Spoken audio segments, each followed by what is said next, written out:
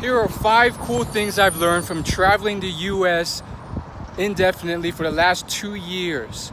Hopefully these tips will be helpful or at least entertaining or unique. Number 1, when I was first going out, I was scared, but you don't have to be scared because you think everything's going to be different and weird, and sure, there are differences, but there are a lot of similarities. A lot of the chain stores, I mean, there's hundreds of chain stores across the US that are consistent throughout.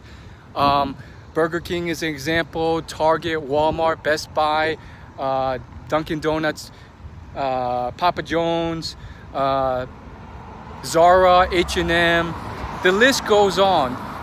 Plus, you're still using the same power outlets, people still talk English, so it's really not as bad as you think.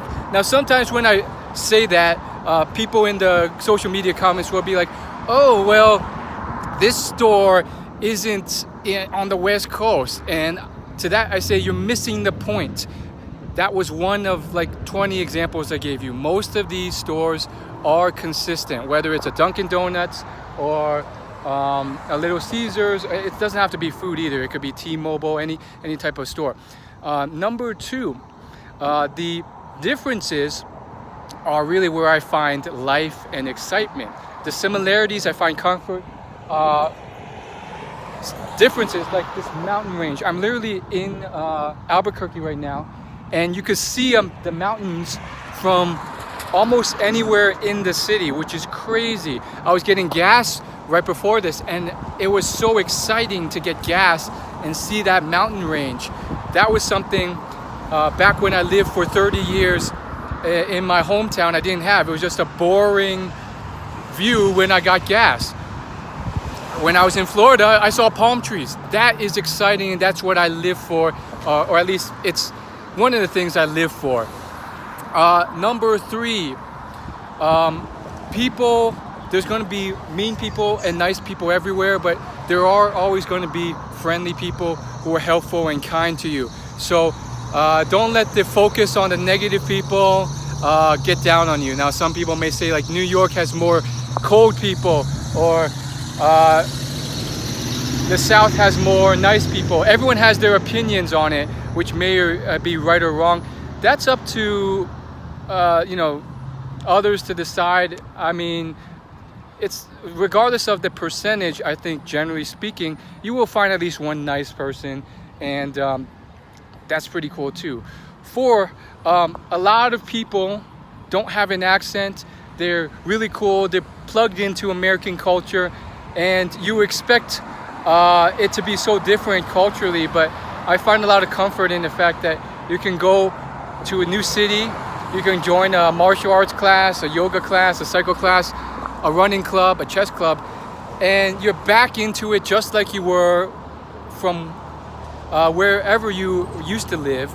And even though the terrain's different, the architecture is different, it still feels kind of like, you're back there, and you might think, oh, everyone's has different accents, and it's different here. You will find some people with accents and some cultural differences, but generally speaking, a lot of them talk the same American English, regardless of what state you're in. They're all plugged into pop culture, and I think the internet's helped with that.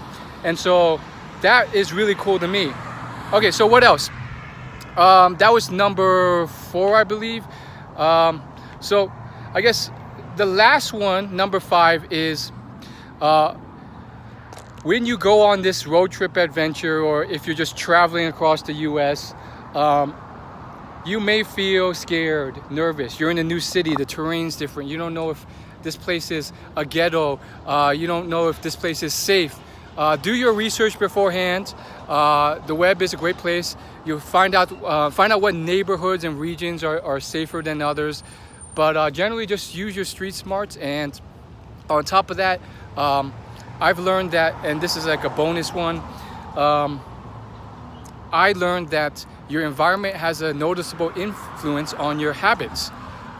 It won't be everything. So if you're an unhealthy eater, you'll still be an unhealthy eater. But what it does is it adds some fuel to the fire. So for example, in some places I stayed, it was kind of a bit more ghetto, and the only stores were basically like fried chicken places and